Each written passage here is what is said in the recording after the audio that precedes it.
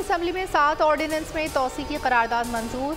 Opposition का एहतजाज, शोर शराबा, एजेंडे की कॉपियाँ फाड़ दी। स्पीकर का इजहार बरहमी, इंजबाती कार्रवाई की धमकी। असद कैसर ने इक़दाम रूल्स की खिलाफ वर्जी करार दे दिया। उमर अयूब बोले, एकदम ऑर्डिनेंस आ रहे हैं, क्या पता आधा मुल्क ही बेच दें।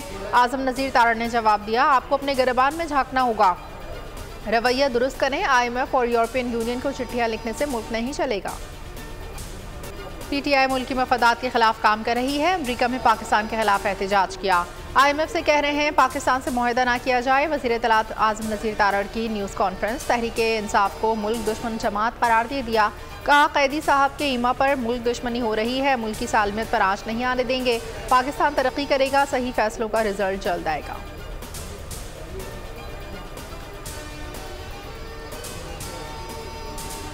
बैसाखियों पर चलने वाली हुकूमत में दरारें पड़ चुकी। नून लीग पीपल्स पार्टी की पीठ में छुरा घोंप रही है। उमर अयूब का दावा, कहा जो ऑर्डिनेंस लाए गए उनका अपोजिशन और हुकूमती इत्तेहादियों को भी इल्म नहीं। बैरिस्टर गौहर बोले, कानून साजी पार्लियामान का हक है। पहले दिन हुकूमत ने कानून साजी की इब्तिदा ही रूल्स के खिलाफ की।